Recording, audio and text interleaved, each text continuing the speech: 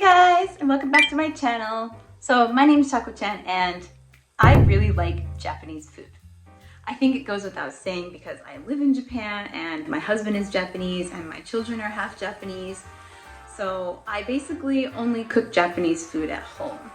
Occasionally I will make a Western dish here or there, but I would say most nights of the week and the month are Japanese food. So for today's video, I actually recently stumbled across a very interesting list. It's from a website called bucketlistseekers.com. It's a bucket list of foods that foreigners absolutely should try when they go visit Japan. I glanced through the list very quickly and realized, wow, I've eaten most of these, but there is actually one item on this list that I have not tried before. And so if you watch all the way to the end of this video, you will find out what that is. Do you have any ideas? When I think of Japanese food, stereotypically things like sushi, ramen, onigiri, things like that automatically come to mind. And if you listen to this list, you will probably recognize everything on here. At the end of this video, I'm going to rank my top 10 favorite ones on this list, and then also for me personally, the bottom 3 foods on the list. Just before we begin, I would so appreciate it if you gave this video a like and please subscribe to the channel. It really helps me out and allows me to continue making videos, sharing my love for this country. So without further ado, let's get into it. The absolute ultimate bucket list of foods you should try in Japan. So here I'm just going to read the list to you and yes or no if I've tried it. So first is sushi. Yes, tried it. Ramen. Yes. Tempura. Of course. Okonomiyaki, absolutely. Number 5, yakitori. Yes, I love yakitori. Next, tonkatsu. Of course, I love tonkatsu. It's very good. Udon. Yes. Takoyaki. Yes. Mochi. Yes, of course. Shabu shabu. Love it. Soba. Yes. Onigiri. Of course. I make it all the time for my kids. Oden. Yes, but only one time because my husband Maki is not a super big fan of oden. He doesn't really like the fish cakes, so I've only had it once before, and that was before I met him. Katsukare. Yes, I've had katsukare. It's very good. Matcha. Matcha! I love matcha. It's so delightful.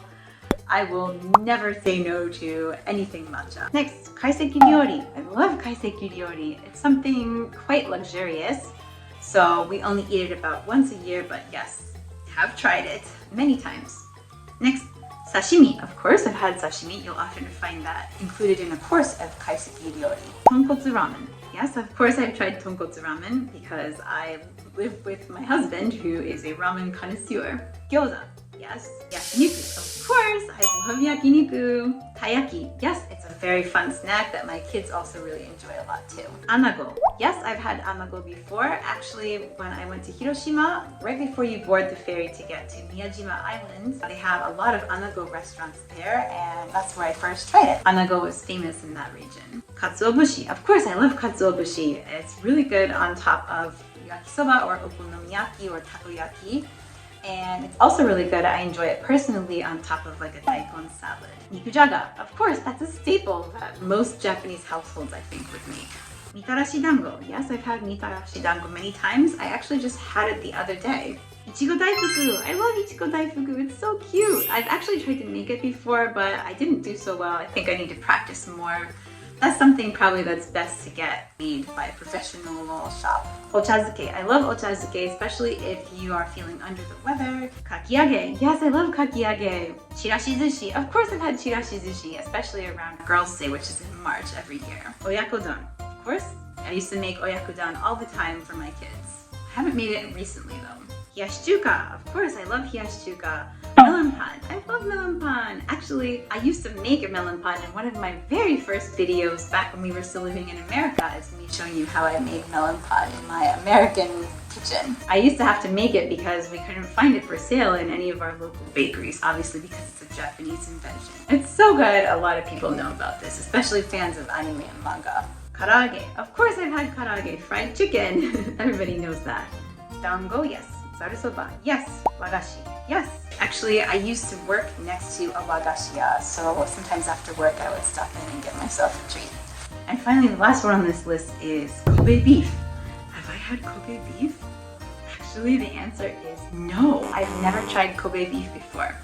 It's actually surprising because we live pretty close to Kobe, and I think a lot of people would assume that I tried it before, but we've just never had the opportunity, so we're hoping to rectify that soon. Stay tuned for a future video of us going to eat Kobe beef.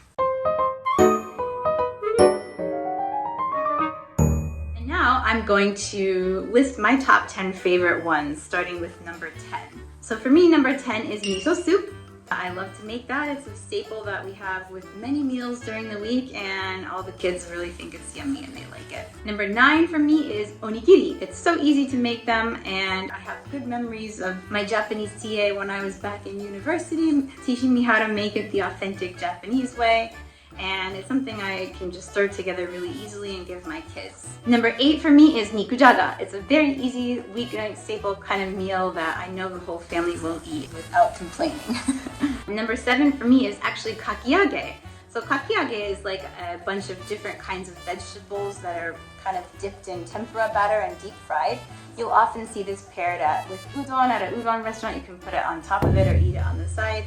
It's just really delicious. Number 6 is udon. So that goes with the kakiage. I really love udon noodles. I like how thick and chewy they are. And when I was in Kagawa Prefecture, which is the home of udon, I think that was some of the best udon I've ever had in my life. And I would love to go back there and eat more of it. Number 5 for me is mochi. I love mochi. I have even made it myself before. It's a little bit time consuming and you have to work quickly, but I think it's really good. I like how chewy it is, and the kids all enjoy eating that too. Number 4 is, for me, yakiniku. I love yakiniku. We often will go out when we have something to celebrate, like someone's birthday or if someone had a big achievement. We go out to a really fancy yakiniku restaurant in our area, and it's super good. Actually though, fun fact, yakiniku is not authentically Japanese. It comes from Korea, but I think they've kind of Japanified it a little bit here and sort of adjusted the taste to suit Japanese people more. Number 3 is, for me, kaiseki ryori. It's something I always enjoy whenever we stay at an onsen ryokan once a year, and I definitely look forward to that all year long. Number 2 for me is melon pan. I love melon pan. I can make it. I actually have one of my very early videos is me showing you how to make melon pan. It's just really fun to eat and tasty, and my kids love it as well. And finally, the number 1 thing from this list that is my favorite Japanese food is, can you guess it? Matcha! So if you didn't know, my name Chaco comes from like tea and like little girl or little child. So I am a huge tea lover, and I especially love matcha tea. We don't live too far away from Uji, which is one of the main well-known matcha producing regions in Japan. And I go there all the time, and I love the smell of the matcha roasting and being ground as you walk down the street in the area over there. And I just love all things matcha flavored, all desserts, just will eat it all the time and drink it all the time. And so for my 3 least favorite things from this list, number 3 is sashimi. Well, I don't mind it. It's probably not one of the things I would pick out first from that list to go and eat. Not super fan of eating raw fish, although some types are okay for me and I do enjoy them, but not exactly the number 1 thing I would go and grab from that list. Number 2 is oden. Obviously, like I was saying before, my husband is not a fan of oden, so we just don't really eat it often, and I personally also am not a huge fan of fish cakes, which is the majority of what makes up the oden soup. So not exactly my favorite thing, but I don't mind it. I would eat it in a pinch. And number 1, what is my least favorite thing from that list?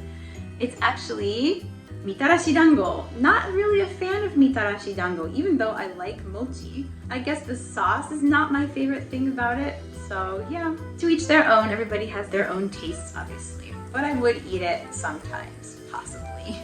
I'm actually really surprised that natto was not on that list. I guess maybe it's too far out there for most foreigners' tastes. And since this list was directed at people that are visiting Japan as tourists, they probably just decided not to include that one because it's a little bit risky maybe for non-Japanese people to try. But yeah, if natto was on the list, that would probably be my number 1 least favorite thing.